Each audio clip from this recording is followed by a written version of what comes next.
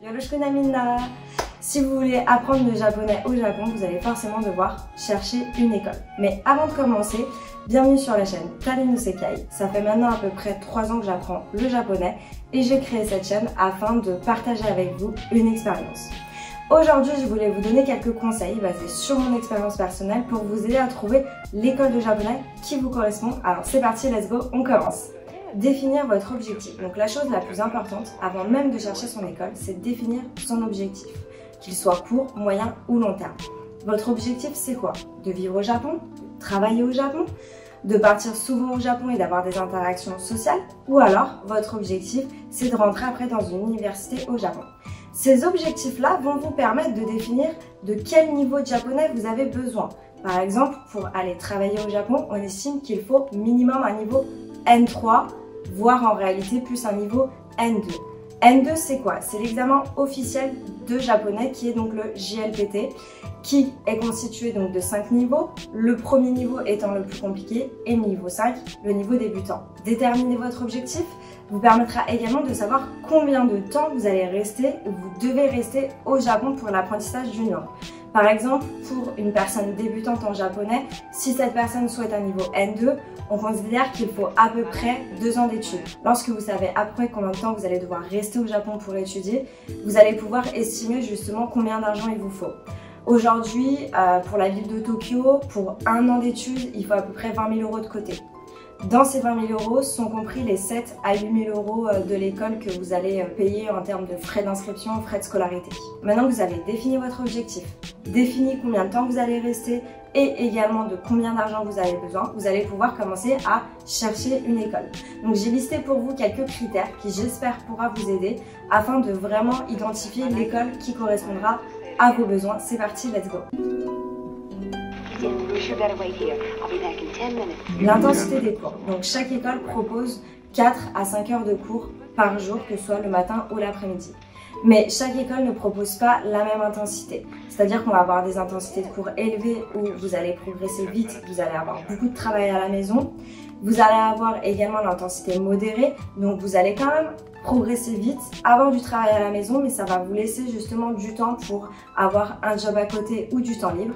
Et enfin, vous allez avoir l'intensité faible où ça va être beaucoup plus chill, relax, calme. Et vous allez avoir beaucoup de temps libre, un peu de travail à la maison, mais voilà, c'est plus détendu. Le quartier. Dans quel quartier vous souhaitez que votre école se situe? Vous voulez être loin ou pas par rapport à votre logement de votre école?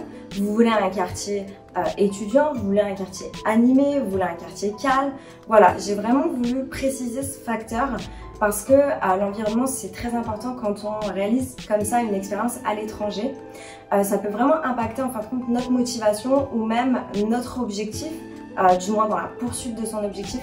Et le but, c'est vraiment d'avoir un environnement qui nous permette de nous épanouir et de développer réellement nos compétences. Les activités extrascolaires. Donc, certaines écoles proposent des activités, des sorties ou des excursions même, que ce soit au Mont Fuji, à des Omatsuri, donc des fêtes traditionnelles japonaises, ou même aller justement à Tokyo, Disneyland.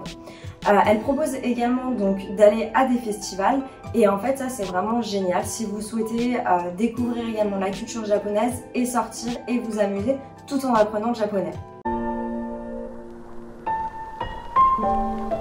Continuer ses études dans une université japonaise.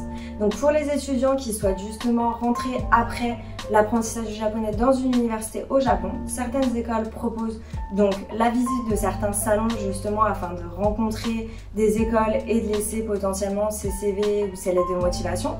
Mais il y a également des réunions d'information avec des représentants des écoles. Et également, vous avez la possibilité de participer à des cours supplémentaires et des cours spécifiques sur certaines matières pour après pouvoir rentrer dans une université au Japon. L'insertion professionnelle. Pour les personnes qui souhaitent, après l'apprentissage du japonais, donc rentrer dans le monde du travail, certaines écoles proposent donc la participation à certains salons de recrutement, mais également des réunions d'information avec les représentants de certaines entreprises. Donc vous allez pouvoir échanger les CV, les lettres de motivation, etc. Et également, donc, on a des cours spécifiques pour la préparation du CV, des entretiens d'embauche et de la lettre de motivation. Vous pouvez également contacter d'anciens élèves qui vous donneront quelques conseils afin de, voilà, d'avoir les meilleurs outils pour pouvoir entrer dans le monde du travail. Concernant les avis, donc si vous étiez entre 1, 2 ou 3 écoles, vous pouvez aller regarder sur Google justement un peu les avis, les commentaires. Maintenant, il faut faire attention parce que c'est un critère qui peut vite être faussé ou erroné par une mauvaise notation. Les différentes rentrées.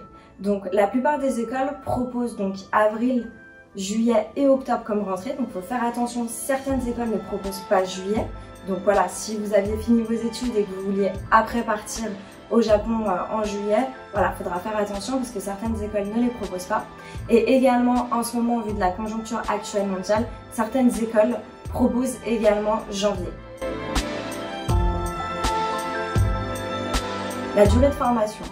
Donc la plupart des écoles proposent 3 mois sans visa, 6 et 12 mois avec visa. Bien évidemment, vous pouvez faire 12 mois, puis après rajouter 3 mois de cours.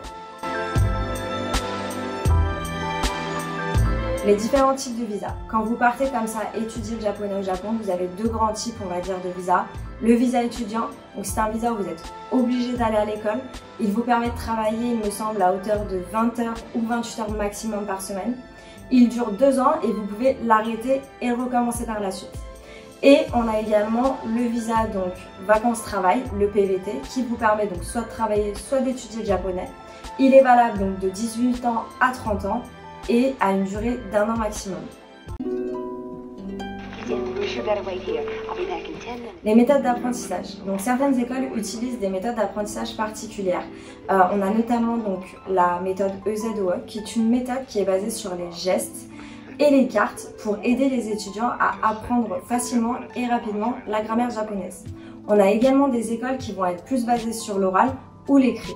Donc renseignez-vous bien lorsque vous voulez vous inscrire dans une école sur le type d'apprentissage afin de savoir si celui-ci vous correspond ou pas. Une fois que vous avez trouvé votre école, vous allez payer les frais de réservation de votre place, donc les frais on va dire d'inscription.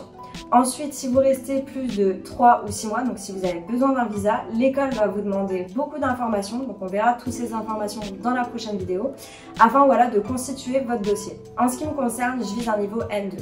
Aujourd'hui, je viens à peu près de commencer le niveau N4, même si ça fait quasiment 3 ans que j'apprends le japonais. En fin de compte, j'ai que 1 heure par semaine de cours, donc je progresse pas aussi vite que si j'étais dans le pays. Pour atteindre ce niveau, j'estime que je vais devoir avoir besoin à peu près de 1 an et 3 mois, voire 1 an et 6 mois. Donc c'est pour ça que dans un premier temps, je vais utiliser le visa étudiant avec donc une intensité de cours moyenne pour pouvoir justement travailler à côté et mettre de l'argent pour pouvoir rester les 3 mois supplémentaires ou les 6 mois supplémentaires.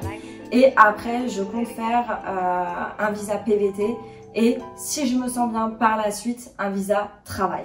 Donc j'espère que toutes ces informations pourront vous être utiles. Sachez que voilà, les prochaines vidéos concerneront tout le processus pour obtenir le visa étudiant et pour venir étudier au Japon.